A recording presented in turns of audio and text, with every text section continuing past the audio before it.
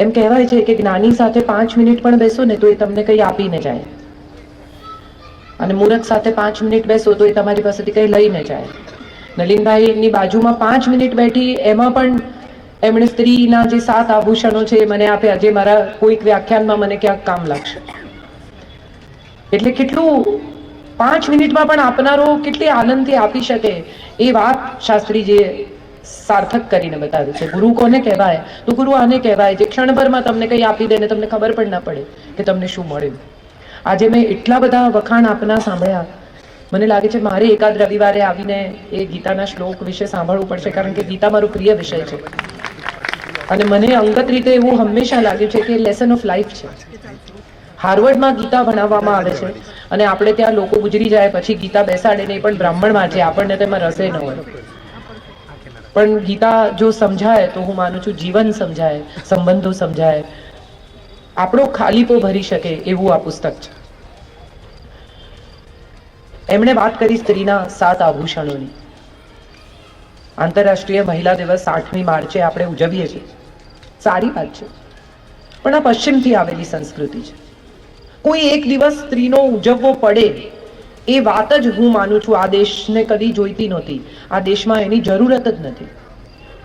આ દેશ તો રોજે રોજ સ્ત્રીને નમતો દેશ છે. યત્ર નાર્યસ્તુ પૂજ્યંતે રમંતે તત્ર દેવતા. સ્ત્રીને ગૃહલક્ષ્મી કહેવામાં આવી.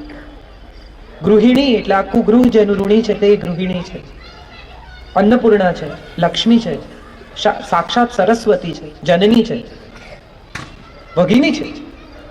એવી જે સ્ત્રી છે એને તો રોજે રોજ નમે છે આ દેશ. દેવોને હથિયાર જોઈએ, હિંમત જોઈએ, તાકાત જોઈએ, શક્તિ જોઈએ તો કોની પાસે જાય? કોની પાસે? હું ચાઇનીઝમાં બોલું છું, તમે સાંભળો છો? તો મને જવાબ આપો, કોની પાસે જાય? કાલી પાસે. પૈસા જોઈએ તો લક્ષ્મી પાસે, અને જ્ઞાન જોઈએ તો દેવો પણ જેને નમે છે એવી અસ્ત્રી છે. એનો કોઈ એક દિવસ હોય જ નહીં, એના તો બધા દિવસ છે. એના રોજે રોજ સવારથી સાંજ સુધી એનો જ દિવસ છે. એટલે કોઈ એક દિવસ માંગે ત્યારે મને એવું લાગે કે સ્ત્રી પોતાની જાતને ક્યાંક કશેક ઓછી માને છે, માટે એક દિવસ માંગે છે. ન માંગો, એક દિવસ છે ને માટે. આપણે તો આખું વર્ષ સેલિબ્રેશન છે, અસ્તિત્વનો ઉત્સવ છે. એ સ્ત્રી છે. બહુ સુંદર કહ્યું કે પ્રકૃતિ, સ્ત્રી પ્રકૃતિ છે. શું છે પ્રકૃતિ? આપણને જીવતા રાખે એ પ્રકૃતિ છે. આપણે શ્વાસ લઈએ છીએ કારણ કે હવામાં ઓક્સિજન છે. આપણે ખાઈ શકીએ છીએ કારણ કે અનાજ ઉગે છે. આપણે જીવી શકીએ છીએ કારણ કે શરીરમાં રક્ત ફરે છે. આ બધું પ્રકૃતિ છે, અને બધું શક્ય છે કારણ કે માં છે. એટલે હું તો એવું જ હંમેશા માનતી આવી છું કે કોઈ એક દિવસ માંગવાની સ્ત્રીએ જરૂરત જ નથી. પણ છતાંય આંતરરાષ્ટ્રીય મહિલા દિવસ આપણે ઉજવીએ છીએ તો એની પણ ઉજવણી આનંદથી જ કરીએ. અસ્તિત્વનો પણ ઉત્સવ ઉજવીએ અને આંતરરાષ્ટ્રીય મહિલા દિવસની પણ ઉજવણી કરીએ. ભગિની સમાજે જે ઉપક્રમ પસંદ કર્યો છે એ પણ સુંદર જ છે. કોઈ એક કારણ જોઈએ મહેમાનને બોલાવવાનું.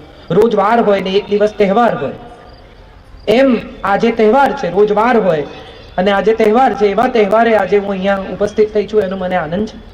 હેમા ભાભી દાહોદ આવવાનું કે એટલે એકચ્યુઅલી વક્તવ્ય ન પણ રાખે તો હું તો આવી જ જાઉં. મારું ઘર છે અહીંયા. શ્રેયસભાઈ આવતાની સાથે મને કહ્યું વેલકમ હોમ. અને ત્યારે સૌથી પહેલી ફિલિંગ એ થાય મારા તો મા બાપ નથી, ભાઈ સગો છે નહીં, એટલે અહીં તો પિયર જ છે એવું મને હંમેશા લાગ્યું છે. So for me this is a home. વાત મારે કરવાની છે એકબીજાને ગમતા રહેવાની, અને મારે અહીંથી જ શરૂ કરવું છે. કોઈ એક વ્યક્તિ તમને શું કામ ગમે અથવા ન ગમે? આપણને ઘણી વાર એવું નથી થતું કે કોઈ માણસ આપણને જોઈને જ એમ થાય કે આપણાથી દૂર રહેતો સારું, કઈ લેવા દેવા ન હોય, એને આપણું કઈ ન બગાડ્યું તોય તમને એમ થાય મને નથી ગમતો, મને નથી ગમતી. ત્યારે એક સવાલ એવો થાય કે કોઈ આપણને કેમ ન ગમે? કશુંય બગાડ્યા વગર, એને પૂરેપૂરા ઓળખ્યા વગર પણ આપણા મનમાં એક નાનકડો અણગમો જન્મે એ વ્યક્તિ વિશે. ત્યારે એનો એક સૌથી સાદો અને સરળ સિદ્ધાંત એ છે કે બે પરસ્પર વિરોધી ધ્રુવો એકબીજાથી અપાકર્ષણ કરે. તમે મેગ્નેટને બે જો ઊંધા મૂકો તો બંને એકબીજાને ધક્કો મારે. માનસિકતા એવી હોય વ્યક્તિની કે એના બોડી લેંગ્વેજમાં, એના ઓરામાં, એના અસ્તિત્વમાં, એની વાતમાં, એના શબ્દોમાં, એની વાણીમાં, એના વર્તનમાં, એના વ્યવહારમાં તમને એમ લાગે કે આની જોડે મજા નહીં પડે. અને કોઈ વ્યક્તિ એવી હોય કે જેને આપણે મળીએ ને તરત જ ઇન્સ્ટન્ટ કનેક્ટ થાય.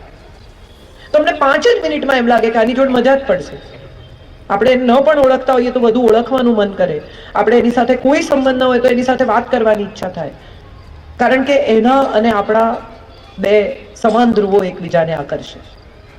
આપણે બધા એનર્જીથી સંચાલિત છીએ. આપણા બધાના શરીરમાં ઉર્જા છે, એનર્જી છે, અને એનર્જીની એક ઓરા છે. આપણા શરીરની આસપાસ એ એનર્જીનો એક આકાર છે. દેખાતો નથી, બધાને નથી દેખાતો, જ્ઞાનીને દેખાતો પણ હશે કદાચ.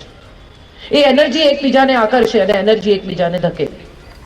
હવે આ એનર્જી જનરેટ ક્યાંથી થાય છે ત્યાં આવીએ. તમે જે વિચારો છો, તમે જે ખાઓ છો, તમે જે જીવો છો, તમે જે બોલો છો, એ બધું જ તમારી ભીતર એક ઉર્જા સ્વરૂપે સંગ્રહાય છે. કેટલી બધી સ્ત્રીઓ મને એવી મળે કે જે લોકોના કબાટોમાં વર્ષોથી બ્લાઉઝ મૂકી રાખ્યા હોય. કેમ તો કે હું પાતળી થઈશ ત્યારે પહેરીશ. આપે નહીં કોઈને. લગ્ન ટાઈમની સાડીઓ બધી સાચી બેસી ગઈ હોય સિલ્કમાંથી, પણ કે મારા લગ્નની સાડી છે. દિવાળી આવે ને બધા માળિયા પરથી બધું ઉતારે, એવું નક્કી કરે કે આ વખતે નકામું કાઢી જ નાખવું છે. કાઢે નહીં કાંઈ, પાછું મૂકે ત્યારે બધું કામનું જ લાગે. આ તો જોઈએ. મારે સૌને કહેવું છે કે નકામા વિચારો, નકામી વસ્તુઓ અને નકામું વર્તન આ જો તમારી ભીતર હશે ને તો તમારી ઉર્જા નેગેટિવ થઈ જશે. ખોટું વિચારવાનું છોડી દો. હું એવા કેટલાય લોકોને ઓળખું છું, ને મને પણ ક્યારેક એવું થાય છે, તમને પણ થતું હશે કે આપણે ફ્રીજ પાસે પહોંચીએ અને વિચાર કરીએ કે હું કેમ આવેલી, કંઈ તો મને જોઈતું હતું, મારે તમને શું આપવાનું હતું, મારે કોને ફોન કરવાનો હતો.